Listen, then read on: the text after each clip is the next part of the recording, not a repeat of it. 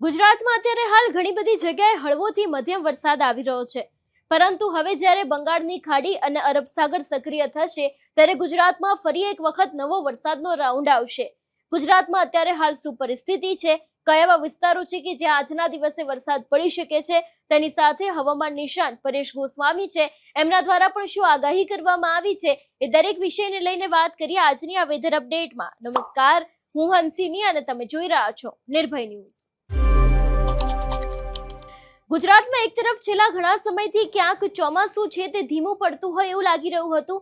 એ બાદ આજે આપણે જોયું કે મધ્ય ગુજરાતના ઘણા બધા એવા જિલ્લાઓ છે કે જ્યાં ધીરે ધીરે વરસાદી માહોલ છે તે જામતો ગયો। અમદાવાદની અંદર પણ આજે ક્યાંક ઘણી બધા એવા વિસ્તારો છે કે જ્યાં હળવોથી મધ્યમ વરસાદ જોવા મળ્યો હતો। સૌરાષ્ટ્રમાં પણ ક્યાંક વરસાદી માહોલ જામ્યો હતો। પણ સૌથી પહેલા વિંડીના માધ્યમથી સમજી લઈએ કે આજના દિવસનું વાતાવરણ કેવું રહેવાનું છે। ખાસ કરીને જો વાત કરવામાં આવે કે અત્યારે હાલ લગભગ 5 વાગ્યાનો સમય થયો છે। 5 વાગે સૌરાષ્ટ્રમાં જે રીતે જોઈ શકાય છે કે જે દરિયાકાંઠે આવેલા વિસ્તારો છે એટલે કે વેરાવળ છે, મહુવા છે, ત્યાં ક્યાંક હળવોથી મધ્યમ વરસાદ પડી શકે છે। ભાવનગરમાં ભારે વરસાદ પડી શકે છે એવી શક્યતાઓ છે। દક્ષિણ ગુજરાતની વાત કરવામાં આવે તો સુરતમાં ક્યાંક હળવોથી મધ્યમ વરસાદ છે તે દેખાઈ રહ્યો છે। નવસારીમાં પણ એ જ પરિસ્થિતિ છે। વ્યારામાં પણ ક્યાંક હળવોથી મધ્યમ વરસાદ પડી શકે છે એવી શક્યતા છે। ભાવનગરમાં જે રીતે આપણે જોયું એ રીતે કે ક્યાંક અતિશય ભારે વરસાદ લાગી રહ્યો છે। ગોધરા અને એની આસપાસના વિસ્તારોમાં પણ ક્યાંક ભારે વરસાદ લાગી રહ્યો છે, જેમાં ગોધરા, લુણાવાડા છે, બાયડ છે, અમદાવાદ છે, ગાંધીનગર છે, એ દરેક જગ્યાએ ક્યાંક ભારે વરસાદ પડી શકે છે। બોટાદ અને ધોલેરા જેવા વિસ્તારો છે ત્યાં પણ ક્યાંક હવે વરસાદી માહોલ જામશે એવી શક્યતા છે। વાત કરવામાં આવે ઉત્તર ગુજરાતને લઈને પાલનપુર, પાટણ, મહેસાણા, ઈડર છે, અહીંયા પણ ક્યાંક ભારે વરસાદ પડી શકે છે અને ઘણા બધા એવા વિસ્તારો છે કે જ્યાં હળવોથી મધ્યમ વરસાદ પડી શકે છે એવી સંભાવના અત્યારે હાલ સાંજે 5 વાગ્યાની આસપાસ જોવા મળી રહી છે। હવે વાત કરવામાં આવે 7 વાગ્યાની આસપાસનું વાતાવરણ કેવું રહેવાનું છે। જો વાત કરવામાં આવે કે 7 વાગ્યાની પરિસ્થિતિ શું કહી રહી છે, તો ધીરે ધીરે સૌરાષ્ટ્રની અંદર જે વરસાદી માહોલ છે તે અત્યારે હાલ વધારે જોવા મળી રહ્યો છે। રાજુલા અને મહુવાની અંદર પણ ક્યાંક વરસાદ દેખાઈ રહ્યો છે। પાલીતાણા છે, બોટાદ છે, ત્યાં પણ ક્યાંક હવે ધીરે ધીરે વરસાદી માહોલ જામ્યો છે। દક્ષિણ ગુજરાતની વાત કરવામાં આવે તો ભરૂચ છે, રાજપીપળા છે, સુરત, નવસારી છે, અહીંયા પણ ક્યાંક વરસાદી માહોલ વધારે દેખાઈ રહ્યો છે।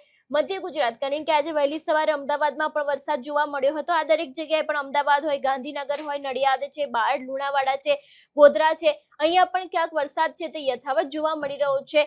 પાલનપુરની આસપાસના વિસ્તારોમાં ઈડર છે, ત્યાં પણ ક્યાંક વરસાદી માહોલ છે તે અત્યારે હાલ યથાવત જોવા મળી રહ્યો છે। એટલે કે આજના દિવસે લગભગ સાંજના સમયે પણ વરસાદ પડશે ને બાદ રાતના સમયે પણ ક્યાંક વરસાદ પડી શકે છે એવી શક્યતાઓ છે। હવે સમજી લે કે લગભગ રાતના 10 વાગ્યાનું વાતાવરણ કેવું રહેવાનું છે।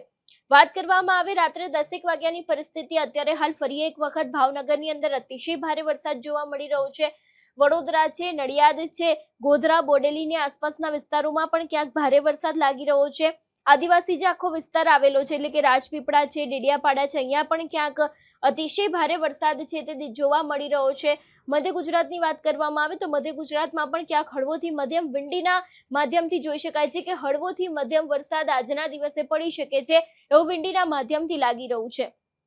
અત્યાર સુધીમાં જે રીતે હવામાન નિષ્ણાંતો છે એ લોકો દ્વારા આગાહી કરવામાં આવી છે કે હવે આગામી થોડાક જ દિવસોની અંદર વધુ એક ગુજરાતમાં નવો વરસાદી રાઉન્ડ આવશે, જેને કારણે પણ ક્યાંક ને ક્યાંક ગુજરાતમાં જે આખી પરિસ્થિતિ છે એ બદલાઈ શકે છે એવી શક્યતા છે। એટલે કે જે રીતે અત્યારે હળવોથી મધ્યમ વરસાદ આવી રહ્યો છે એ જ વરસાદની અંદર ક્યાંક હવે થોડોક ભારે વરસાદ આવી શકે છે જ્યારે નવો વરસાદી રાઉન્ડ આવશે ત્યારે તેવી પણ આગાહી કરવામાં આવી છે।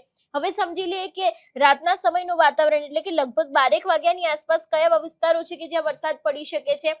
જે રીતે અત્યારે અહીંયા જોઈ શકાય છે કે ખંભાતની અંદર ભારે વરસાદ છે, ભરૂચમાં ક્યાંક ભારે વરસાદ જોવા મળી રહ્યો છે, નડિયાદ છે, વડોદરા છે, બોડેલી છે, અહીંયા પણ ક્યાંક દરેક જગ્યાએ ભારે વરસાદ છે। રાતના સમયે અમદાવાદમાં પણ ક્યાંક ભારે વરસાદ આવી શકે છે એવી શક્યતાઓ લાગી રહી છે।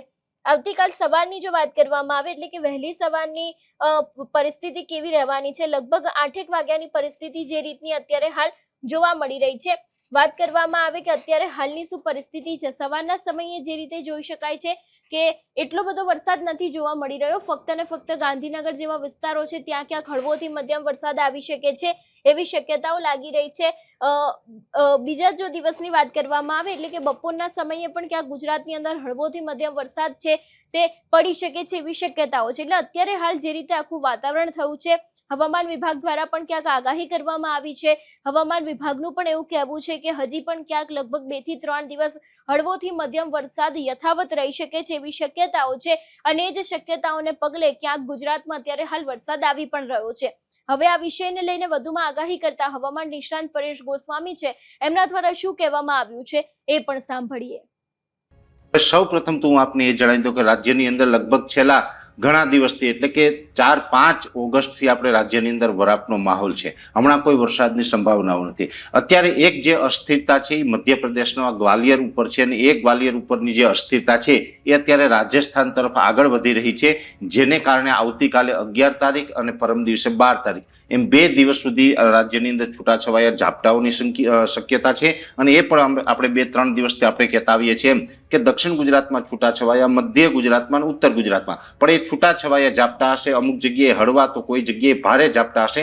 બાકી કોઈ સારો વરસાદ કે સાર્વત્રિક વરસાદની સંભાવનાઓ નથી. હવે આ જે વરસાદની સંભાવનાઓ નથી એની પાછળનું કારણ છે કે સામાન્ય રીતે જોવા જઈએ તો આ વર્ષે એક તો અલ નીનોનું વર્ષ છે અને અલ નીનો એટલે કે જે પ્રશાંત મહાસાગર છે એનું તાપમાન ઊંચું જાય એટલે આપણે એને અલ નીનો કહેવામાં આવે છે. પ્રશાંત મહાસાગરનું તાપમાન ઊંચું હોય તો વારંવાર ત્યાં સાયક્લોનો પણ બનતા હોય. એવી રીતે અત્યારે એક ટાઇફૂન નામનું ત્યાં એક તોફાન બનેલું છે.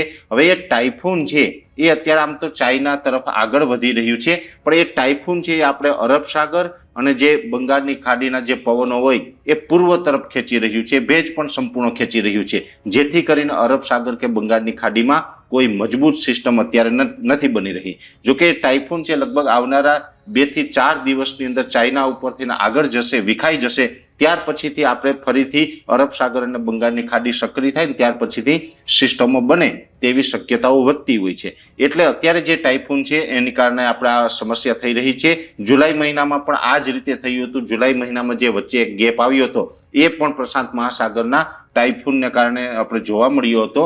એટલે અત્યારે હમણાં કોઈ સિસ્ટમ નથી બનવાની ને એની પાછળનું કારણ છે પ્રશાંત મહાસાગરમાં રહેલું ટાઇફૂન. હવે બીજી વાત કરવાની છે કે જે સોમાલિયન જેટ એટલે કે અરબ સાગર તરફથી જે પવનો આવતા હોય છે એ ઘણી વખત ભેજવાળા પવનો આવે ને એ પવનો અત્યારે કોંકણ ગોવાથી લઈને કેરળના દરિયાકાંઠા સુધી તીવ્ર રીતે પવનો ફૂંકાઈ રહ્યા છે. ત્યાં મોન્સૂન ટ્રફ છે એ સક્રિય બનવો જોઈએ. ત્યાં મોન્સૂન ટ્રફ છે એ પોઝિટિવ ફેઝમાં આવવો જોઈએ, છતાં પણ એ પોઝિટિવ ફેઝમાં નથી આવતો, કેમ કે આ જે ટાઇફૂન છે એ અત્યારે મોન્સૂન ટ્રફને મજબૂત બનવા નથી દઈ રહ્યો.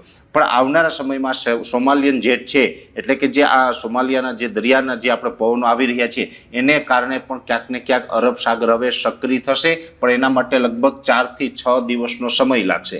એટલે 4 કે 6 દિવસ પછી અરબ સાગર અને બંગાળની ખાડી છે એ ધીમે ધીમે સક્રિય થશે ને ત્યાર પછી સિસ્ટમ છે એ બની શકે છે. અને સિસ્ટમ બનશે તો પણ આપણે ઓગસ્ટના એન્ડમાં છેલ્લા અઠવાડિયાની અંદર, ઓગસ્ટના છેલ્લા દિવસોની અંદર વરસાદનો લાભ મળી શકે. ત્યાં સુધી વરસાદનો લાભ ન મળી શકે. એટલે ખાસ કરીને અત્યારે જોવા જઈએ તો જે ઝાપટાઓ ને એમાં પણ છૂટાછવાયા સામાન્ય અને અમુક જગ્યાએ ભારે ઝાપટા એનાથી વિશેષ અપેક્ષા રાખી શકાય એવું નથી. પણ હા એક ચોક્કસથી છે કે જે રીતે જુલાઈના એન્ડમાં જે આઈઓડી એટલે કે ઇન્ડિયન ઓશન ડિપોલ પોઝિટિવ થયો હતો એ અત્યારે વધુ સ્ટ્રોંગ બની રહ્યો છે. અને એ સ્ટ્રોંગ બની રહ્યો છે એટલે આપણે ઓગસ્ટ એન્ડ અને સપ્ટેમ્બર મહિનો છે ખૂબ સારા રહે તેવી શક્યતાઓ છે. એટલે ચિંતાનું આમ કારણ નથી. અત્યારે ચોક્કસથી આપણે બધાને તકલીફ પડી રહી છે.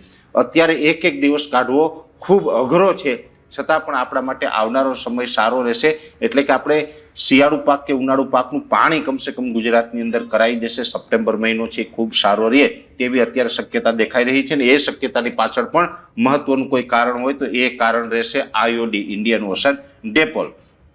પણ અત્યારે આઈઓડી પોઝિટિવ ફેઝમાં આવે છતાં પણ જો આપણે સિસ્ટમ ન બનતી હોય એની પાછળનું કારણ છે કે જે પ્રશાંત મહાસાગરનું ટાઇફૂન છે એ અત્યારે અરબ સાગર અને બંગાળની ખાડીનો સંપૂર્ણ ભેજ છે એના તરફ આકર્ષિત કરી રહ્યું છે. એટલે આ ટાઇફૂન આગળ વધી જાય ત્યાર પછીથી આપણે વરસાદની આશા રાખી શકાય એવું છે. એટલે ટૂંકમાં જણાવવાનું હતું. આમ તો આપણે બધા મિત્રોને ખ્યાલ છે કે આપણે 11-12 તારીખમાં છૂટાછવાયા ઝાપટાની જ આગાહી કરેલી છે, પણ ત્યાં સુધી આપણે કોઈ હમણાં વરસાદની શક્યતાઓ નથી.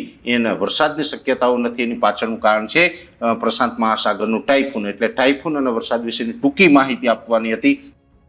એટલે અત્યારે હાલ જે રીતનો વરસાદી માહોલ જામ્યો છે ગુજરાતની અંદર, અને એમાં જ ક્યાંક હવે જ્યારે નવો વરસાદી રાઉન્ડ લગભગ 17 ઓગસ્ટની આસપાસ આવી શકે છે એવી શક્યતા છે. હવામાન વિભાગની આગાહી ઉપર પણ નજર કરવી છે કે હવામાન વિભાગ દ્વારા પણ શું આગાહી કરવામાં આવી છે.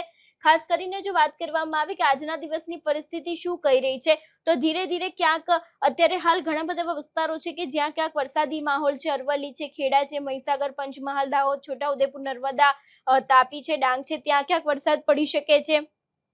બાકી વાત કરવામાં આવે એટલે કે દક્ષિણ ગુજરાતના જે ભાગો છે ત્યાં ક્યાંક હળવોથી મધ્યમ વરસાદ છે તે પડી શકે છે એવી સંભાવના હવામાન વિભાગ દ્વારા પણ કરવામાં આવી રહી છે. એટલે અત્યારે હાલ આખું જે રીતનું વાતાવરણ થયું છે, આગામી દિવસોમાં વરસાદ આવી શકે છે એવી શક્યતા છે. અત્યારે હાલ તમારા વિસ્તારનું વાતાવરણ કેવું છે અમને કમેન્ટ કરીને ચોક્કસથી જણાવજો. તેની સાથે અમારી ચેનલ નિર્ભય ન્યૂઝને લાઇક, શેર અને સબસ્ક્રાઇબ કરવાનું ભૂલશો નહીં. નમસ્કાર.